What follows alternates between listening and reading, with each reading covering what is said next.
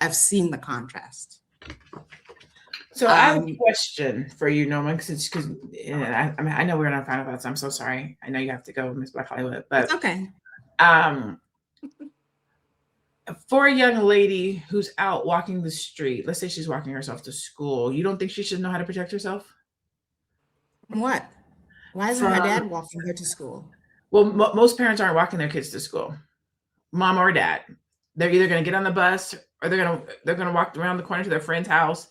Like if I'm going to my friend's house and I have to walk from my house to my friend's house, I should know how to protect myself. I actually, as an adult, only learned about that latchkey kid with the children who go home and be by themselves. I didn't even know that existed in the world. So Okay. some things I will admit are foreign to me.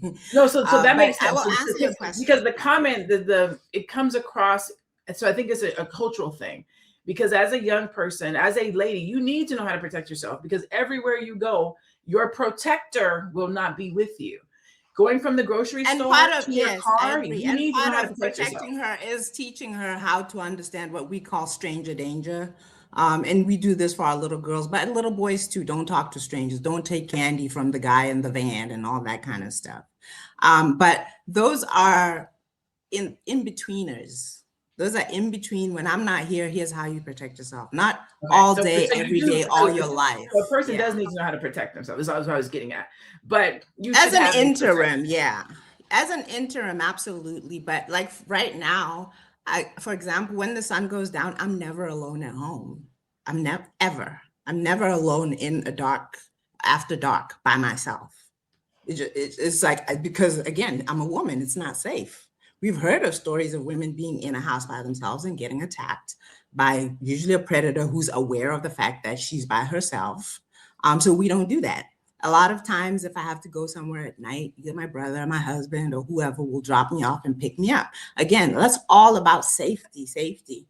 And I've seen it happen, especially like with Muslim countries. I'm not a Muslim. I don't come from a Muslim country, but I see them where the men are protecting the women, and people try to say, "Oh, they're so controlling," or they this, that, and the other. They're protecting them. But if you come sometimes from, and it's not just cultural, because I like my formative years from about 25 to 40, I was living in Black communities, and this was still true. If you're not in that kind of community, yeah, protection can feel like control, or it can feel overbearing, or it can feel foreign. And I know that because I've seen the contrast. Okay. Tiara, your final thought?